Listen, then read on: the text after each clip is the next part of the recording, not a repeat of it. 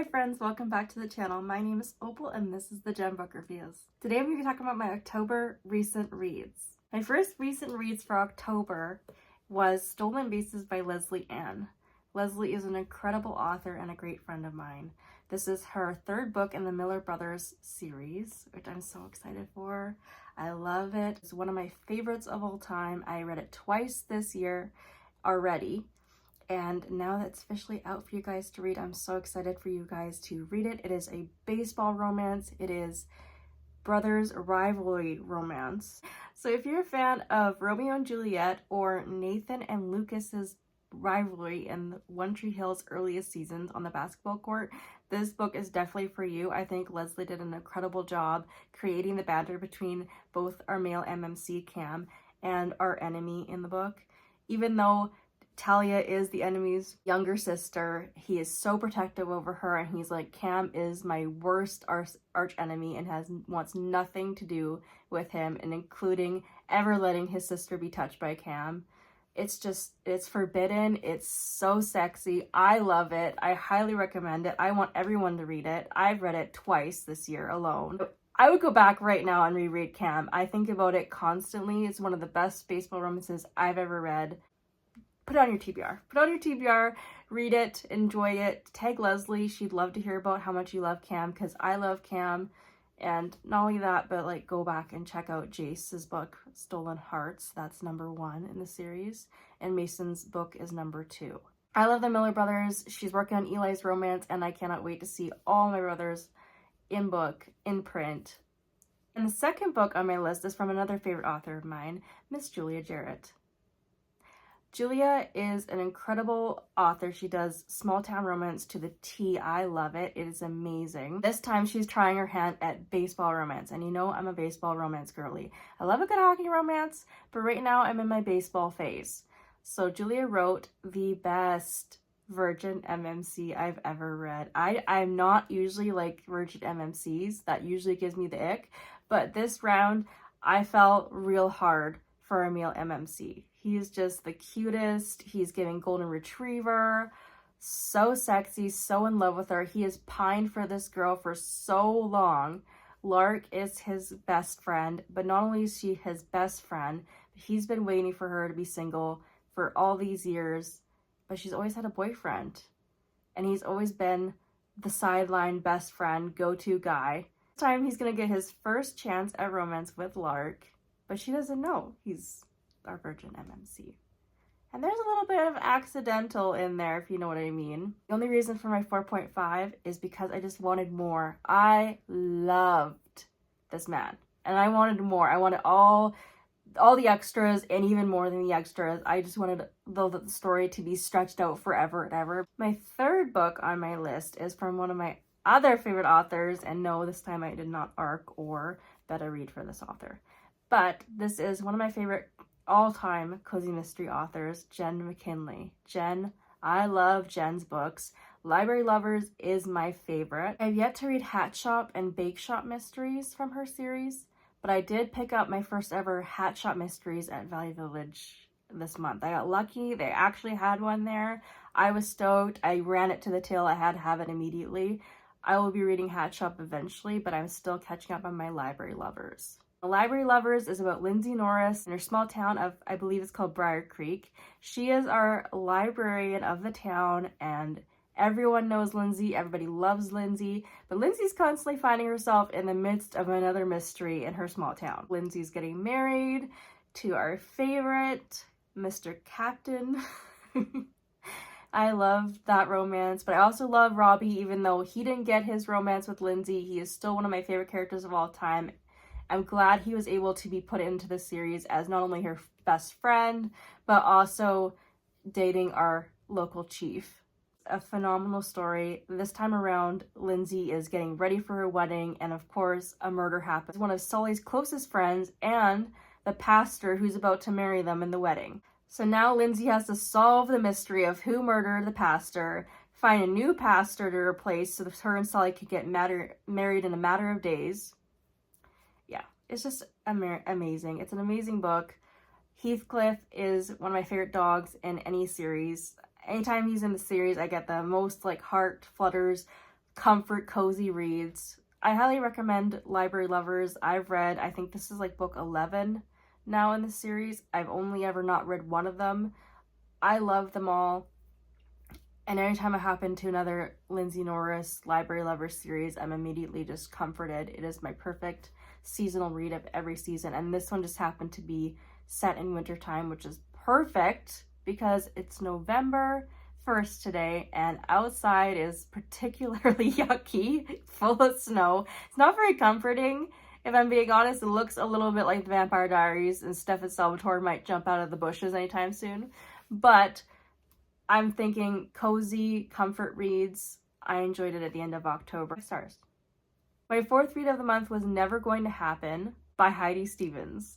I rated this at 3 stars. It was an escapist fiction novel set mostly actually over Christmas season, in the fall to Christmas season. It is a romance between our main character Emily and the stable hand of Beaufort Manor, Jamie. This was a perfect novel for like enjoying the winter seasons because it starts place in fall, goes through winter, and then we end on the beach, which I don't know who doesn't love a beach novel. I love a beach novel, and it's why I picked up this book, because the cover was just beachy and all the vibes. Emily's roommate, who she shares a flat with, decides to use Emily's straightener without her permission and ends up lighting the whole apartment on fire. Emily loses her place to live and has to move back home with her quirky and uncomfortable parents. Out of a job and a boyfriend when her boyfriend is her boss, who is now going back to his former wife, she decides she needs a new job and a new place to live and stumbles across advertisement for Beaufort Manor, where she would be a PA, a personal assistant, to the Beaufort estate under Charles Beaufort. Charles doesn't say who his sons are, but that he has a couple sons and a daughter. Needless to say, when Emily meets up by bumping into Jamie, she realizes he's the stable hand and he's attractive, but he's completely off limits because she's not looking to date anybody else anytime soon. Even though she thinks she can't be in his league at all, that he's so far above her because not only is he rich and amazing and sophisticated, and she's just little Emily whose life is falling apart at the seams. I just really enjoyed this. This book was pure enjoyment, encapsulated in a novel. I thought all the seasons and going through the different time periods and the little drama between the other co-workers and Emily in the Beaufort Manor was fantastic, and her relationship with Charles, her boss, like the friendship was just so great, and I loved how he respected her in her job position and always put her above some of Charles's snotty family members that she shouldn't have had to deal with at all because they were horrible.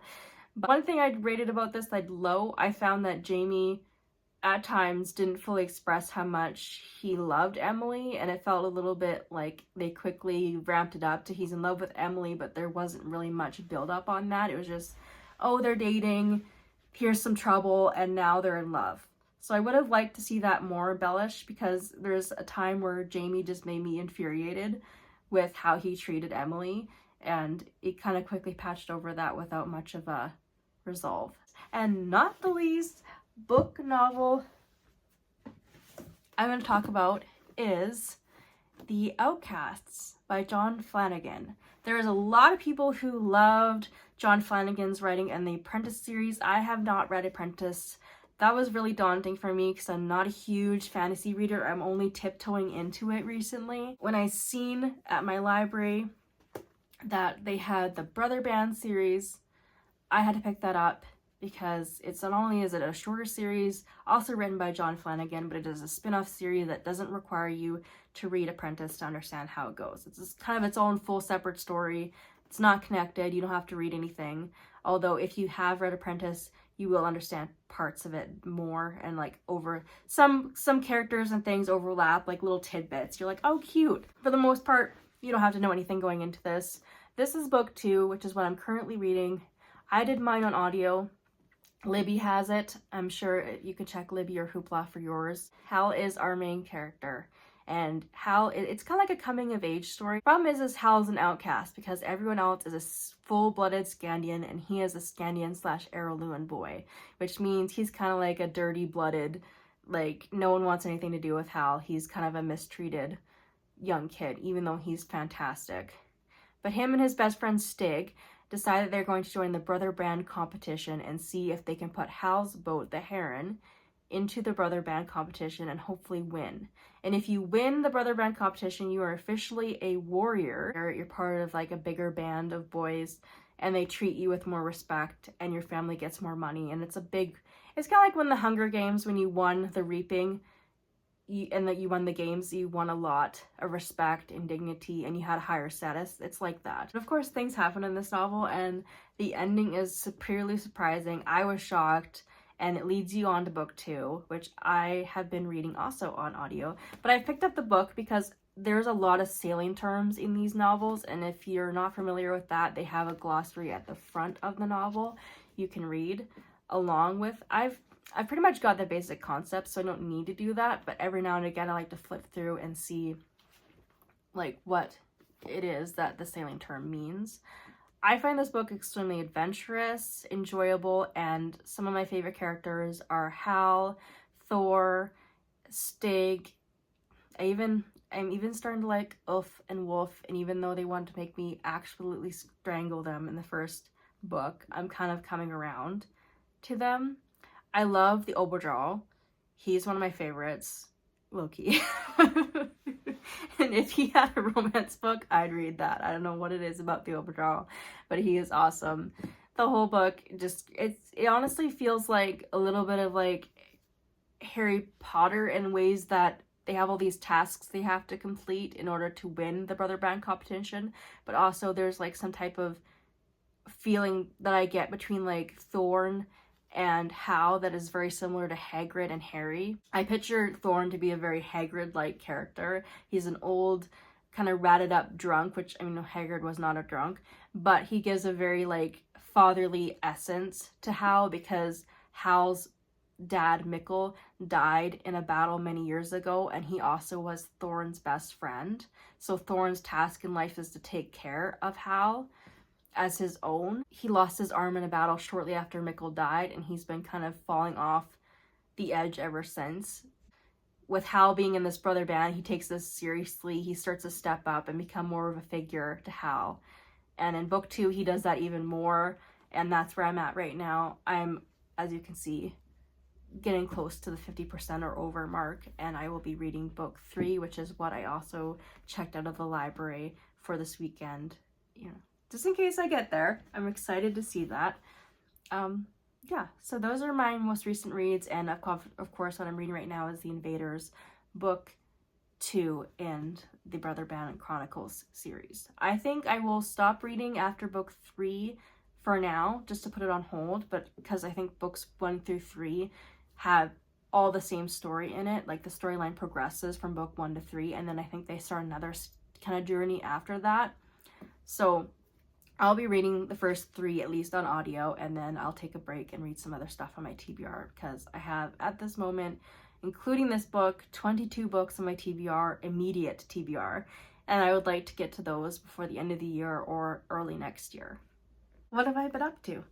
I've been super busy ever since I last filmed a video. Last time I checked in, I was going to Romance Invades the Canadian Rockies, and I can say it was the absolute best time I've had.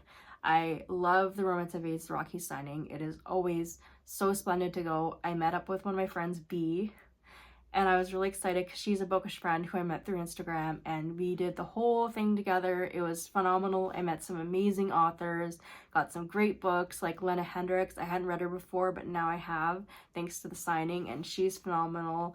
Love her books. I got to see Julia Jarrett again, hug her, see her. I loved it. There was a lot of authors that I was really excited to see, and everybody was just so kind and so amazing to talk to. So, and another great thing about that is not only did I go to Romance Invades the Rockies this year again for my second year, I am now going to my third year next December, which will be a Romance in the Rockies, but it is a Christmas edition. So it's a smaller signing, but it has a Christmas market, and I already, just this morning, I bought another book for the signing, Lila Sage Done and Dusted, on sale for today only, and I snagged it because I wanted to have another book for her to sign when I meet her again, because I had this last time I had Swift and Saddled for her, and I had that signed ready, so I need Done and Dusted so I can have the series set, and then I'll have to collect the new ones after that. But yeah, I had a blast of the signing, still reeling from that, still not over it. Already thinking about the next one because I cannot wait to go back and just be with my bookish friends and have a blast looking at all the authors and the signings and the books. It's like the Scholastic Book Fair gave you a big hug and said, even though you're an adult now, we still love you and want you to have an adult signing you can go to. And that was end of August. So then September, I started my work back up again. And it was a little chaotic at first. I was not prepared for the change and shift in my schedule that happened. So it took about a month to kind of get into it and feel like it wasn't like raining on top of me. Now that I've kind of got it under control, I feel like I can make more videos and more content and be more active on here and not just active on Instagram. Because if you didn't know, I am active on Instagram every day and mostly all the time. If I'm not posting videos, you can always check me out at the Gem Book Reviews on Instagram. Keep up with my content, what I'm reading, and everything about my bookish life. You can absolutely follow me on there. October, we had a lot of tragedies in our small town community and our life in general. My family was going through it for a little bit. I had to take a break from a lot of things. Work was overwhelming. This was overwhelming. It took a toll on us all emotionally for a couple weeks. There was not a lot going on, and not a lot of things were positive at the time, which really sucked, but it was necessary for the time that it happened in, and we're all doing better now. We're all happy and everything's good. Everybody's healthy. Life is going on. It took a moment for us to get back, and now that, that was mid-October to end of October, and now, it's been a roller coaster to say the least. I mean, this week I've been sick a lot. I'm still not over my sore throat. I'm actually impressed I've been able to sit in front of this camera and record today because unbeknownst to you guys, I have a very sore throat, and earlier this week I was off work for 2 days sitting at home to recover. But even though I got sick, I had a fantastic time with one of my best friends, Rachel. She came out to hang out with me for the whole weekend in my small town and spend time with me and laugh and just have the best time. It was amazing to have her here. I missed her. It was great to catch up and just enjoy time together as best friends. We crafted, we had a fantastic time, we joked, we had fun, we went thrifting together, went around my town, we got some books. Maybe I'll do a book haul again soon and show you guys what kind of books I've been keeping, because even though I'm on Instagram every day, I've been slacking with my book hauls. I buy them, I get them, I log them, and then I forget to post photos of them. So maybe I need to be more accountable to photo taking of my hauls. Tomorrow I will be off to do my annual, because we go once a year to Chapters Indigo, and that's in Canada. So for the US, you guys have Barnes & Noble. And I believe in the UK, they have Waterstones, I think is what it's called. Correct me if I'm wrong. I will be going to Indigo with my whole library crew, or as much of us that can attend tomorrow. And we're going to buy books for our yearly library purchase, where we get to just kind of go have a free-for-all, buy a bunch of books that we would like to read, others would like to read, we think are cool, and new releases, things like that. I'm so excited to go. It's one of my favorite things about being part of the library, is buying all the books, touching all the books, smelling all the books, just being around the books. I love it. I'm excited for it. I cannot wait to go and enjoy a whole day of Starbucks and book shopping and having lunch with all these ladies who also love books the way that I love books. So I'm looking forward to it, and if I have a moment, I might film me shopping for some books. Who knows, I might even come home with a book or two for myself, because would I be me if I didn't buy books for myself while at Chapters Indigo? No, probably not. Yeah guys, I've enjoyed talking to you, keeping in touch, checking up on all my book friends at the book community, and telling you guys what I've been reading recently, and just having a good keep up with me chat. Anyways, my name is the Gem Book Reviews, and I'll see you next time. Bye guys.